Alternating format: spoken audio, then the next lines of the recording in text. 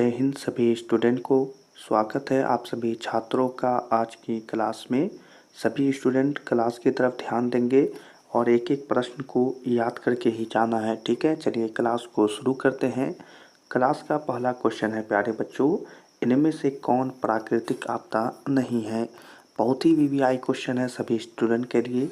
प्राकृतिक आपदा जो कि आपके आपदा प्रबंधन का पहला चैप्टर समझ सकते हैं, ठीक है। तो पहला नंबर क्वेश्चन है, इनमें से कौन प्राकृतिक आपदा नहीं है। जल्दी से आंसर बताएंगे प्यारे बच्चों, क्या होगा इस क्वेश्चन का आंसर। तो इनमें से प्राकृतिक आपदा नहीं है, इसका आंसर हो जाएगा प्यारे बच्चों आतंकवाद, ठीक है। तो यहाँ पर सी जो ऑप्शन है वो सही हो जाएगा, याद रखना है आतंकवाद प्राकृतिक आपदा नहीं है। चलिए दूसरे नंबर क्वेश्चन को देखेंगे, सही बच्चों के लिए आ गया है, इनमें से कौन मानव जनित आपदा है। बहुत ही वीवीआई क्वेश्चन है सभी क्वेश्चन, इसी के लिए आपको आंसर बताना है। जल्दी से बताएंगे इनमें से कौन मानव जनित आपदा है, ठीक है। तो चलिए जल्दी से इसका आंसर बताएंगे। आंसर हो जाएगा प्यारे बच्चों इनमें से सभी, यानी कि सांप्रदायिक दंगे, आतंकवाद और महामारी। इसलिए आंसर हो जाएगा इनमें से सभी। इसी के लिए अगर यह प्रश्न आए कि मानव जनित आपदा क्या है, तो आंसर देखिएगा इनमें से सभी, ठीक है। चलिए अगला क्वेश्चन है सही बच्चों के लिए, सुनामी का प्रमुख कारण क्या होता है। जल्दी से आंसर बताएंगे। क्वेश्चन है सुनामी का प्रमुख कारण क्या होता है। तो जल्दी से इस क्वेश्चन का आंसर क्या होगा प्यारे बच्चों। आंसर हो जाएगा इसका समुद्र में भूकंप का आना, ठीक है। तो जल्दी से याद कर लीजिए कि सुनामी का प्रमुख कारण होता है समुद्र में भूकंप का आना, ठीक है, याद रखना है। चलिए अगला क्वेश्चन सही बच्चों के लिए, इनमें कौन विस्तृत क्षेत्र को प्रभावित करने वाली आपदा है। वीवीआई क्वेश्चन है, यानी कि आपको इसका आंसर बताना पड़ेगा प्यारे बच्चों। तो जल्दी से बताएंगे इनमें से कौन विस्तृत क्षेत्र को प्रभावित करने वाली आपदा है, ठीक है। तो आंसर हो जाएगा प्यारे बच्चों ओजोन परत का क्षरण, ठीक है। तो याद रख लेना है विस्तृत क्षेत्र को प्रभावित करने वाली आपदा कौन है, ओजोन परत का क्षरण, ठीक है। चलिए अगला क्वेश्चन सही बच्चों के लिए, आपदा प्रबंधन किसे कहते हैं। बहुत ही वीवीआई क्वेश्चन है, कई बार आपके परीक्षा में पूछा हुआ है, ठीक है।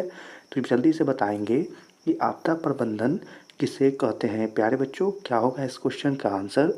आंसर हो जाएगा इसका प्यारे बच्चों प्राकृतिक आपदाओं के दुष्परिणामों को कम करने का उपाय किया जाना, ठीक है। तो याद रखना है आपको कि आपदा प्रबंधन किसे कहते हैं। आंसर हो जाएगा प्राकृतिक आपदाओं के दुष्परिणामों को कम करने का उपाय किए जाने वाले काम को आपदा प्रबंधन कहते हैं, ठीक है।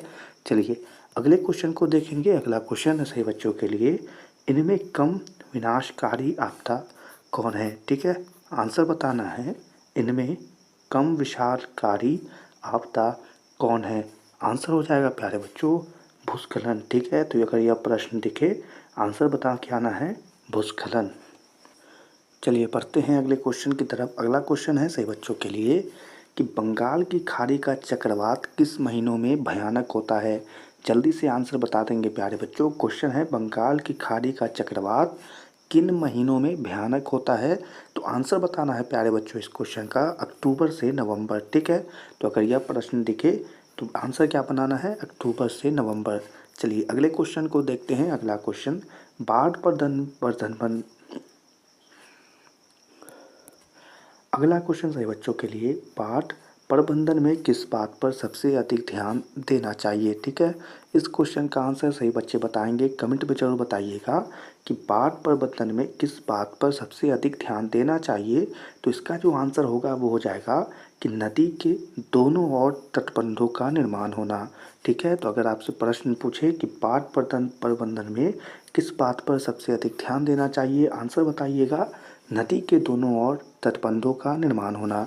चलिए अगले क्वेश्चन को देखेंगे। अगला क्वेश्चन है, इनमें कौन भारत का सूखा क्षेत्र माना जाता है। वीवीआई क्वेश्चन है, जल्दी से आंसर बताएंगे। इनमें कौन भारत का सूखा क्षेत्र माना जाता है। तो आंसर होगा प्यारे बच्चों इसका इनमें से सभी, ठीक है। यानी कि पूर्वी राजस्थान, पूरा मध्य प्रदेश और कर्नाटक का पठारी क्षेत्र, ठीक है। तो अगर यह प्रश्न लिखे प्यारे बच्चों तो आंसर इसका क्या बनाना है, इनमें से सभी, ठीक है। क्वेश्चन पढ़ेंगे और समझ के आंसर बनाएंगे। अगला क्वेश्चन सही बच्चों के लिए, इनमें कौन क्षेत्र भूस्खलन से अधिक प्रभावित होता है। क्वेश्चन का आंसर बताना है इनमें कौन क्षेत्र भूस्खलन से अधिक प्रभावित होता है। आंसर बताएंगे इस क्वेश्चन का क्या होगा प्यारे बच्चों? आंसर हो जाएगा इसका कश्मीर और उत्तराखंड। ठीक है, तो अगर यह प्रश्न आपको परीक्षा में दिखे, आंसर बनाना है कश्मीर और उत्तराखंड। अगला क्वेश्चन सही बच्चों के लिए, सर्वाधिक बाढ़ प्रभावित देश कौन है? ठीक है, जल्दी से इस क्वेश्चन का आंसर बताएंगे कि सर्वाधिक बाढ़ प्रभावित देश कौन है प्यारे बच्चों? तो आंसर हो जाएगा बांग्लादेश। ठीक है, तो अगर यह प्रश्न आपके परीक्षा में आए तो आंसर क्या होगा इसका? बांग्लादेश एकदम याद रखना है। चलिए बढ़ते हैं अगले क्वेश्चन की तरफ। अगला क्वेश्चन सही बच्चों के लिए आ गया है, सुनामी किस भाषा का शब्द है? वीवीआई क्वेश्चन है, आंसर बताएंगे जल्दी से। सुनामी किस भाषा का शब्द है? आंसर होगा प्यारे बच्चों जापानी भाषा। ठीक है, तो इस क्वेश्चन का आंसर जिस भी बच्चे को पता था वो कमेंट में यस जरूर लिखिएगा। ठीक है, चलिए अगला क्वेश्चन सही बच्चों के लिए, मानव जनित आपदा के प्रभाव को कम करने का कारगर उपाय क्या है? वीवीआई क्वेश्चन है, अगर आपको आंसर पता है जल्दी से बता दीजिएगा कि मानव जनित आपदा के प्रभाव को कम करने का कारगर उपाय क्या होता है प्यारे बच्चों? तो आंसर इसका यहाँ पर देख ले, सामुदायिक जागरूकता पर ध्यान देना। ठीक है, तो अगर यह प्रश्न आपके परीक्षा में आए तो आंसर क्या बनाइएगा? सामुदायिक जागरूकता पर ध्यान देना। अगला क्वेश्चन सही बच्चों के लिए आ गया है कि भूकंप किस प्रकार का आपदा है? ठीक है, बहुत ही वीवीआई क्वेश्चन है, तो आंसर बताना पड़ेगा सही बच्चों को कि भूकंप किस प्रकार का आपदा होता है। आंसर क्या होगा प्यारे बच्चों इसका? प्राकृतिक। ठीक है, तो अगर यह प्रश्न आपके एग्जाम में आए कि भूकंप किस प्रकार का आपदा है, तो आंसर क्या बताना है? प्राकृतिक आपदा। चलिए बढ़ते हैं अगले क्वेश्चन की तरफ और अगले क्वेश्चन को देखते हैं। अगला क्वेश्चन है सही बच्चों के लिए, महाराष्ट्र में भूकंप आने का मुख्य कारण क्या था? ठीक है, तो वीवीआई क्वेश्चन है, आंसर बताएंगे जल्दी से कि महाराष्ट्र में भूकंप आने का मुख्य कारण क्या था प्यारे बच्चों? तो आंसर होगा कोयला बांध का निर्माण। ठीक है, तो अगर यह प्रश्न आपके परीक्षा में आए तो आंसर क्या बनाना है? कोयला बांध का निर्माण। चलिए अगले क्वेश्चन को देखेंगे। अगला क्वेश्चन सभी बच्चों के लिए, भूकंप का मापन किसके द्वारा होता है? यह प्रश्न का आंसर सही बच्चे को पता होना चाहिए। आपको पता है कमेंट में यस जरूर लिखिएगा। ठीक है, तो क्वेश्चन है कि भूकंप का मापन किसके द्वारा होता है? तो आंसर होगा प्यारे बच्चों रिक्टर स्केल के द्वारा। ठीक है, तो अगर यह प्रश्न आपके परीक्षा में दिखे तो आंसर क्या होगा? Richter scale. चलिए बढ़ते हैं अगले क्वेश्चन की तरफ। अगला क्वेश्चन है सभी बच्चों के लिए, अपर्दन और निम्नीकरण किस गति से होने वाले परिवर्तन हैं? ठीक है, तो वीवीआई क्वेश्चन है, समझकर आंसर बताइएगा कि अपर्दन और निम्नीकरण किस गति से होने वाले परिवर्तन होते हैं? तो आंसर हो गया प्यारे बच्चों धीमी गति। ठीक है, तो यह प्रश्न आपके परीक्षा में आएगा तो आंसर बताना है धीमी गति से। ठीक है, चलिए अगले क्वेश्चन को देखेंगे। अगला क्वेश्चन सही बच्चों के लिए, बिहार में भूकंप कब आया था?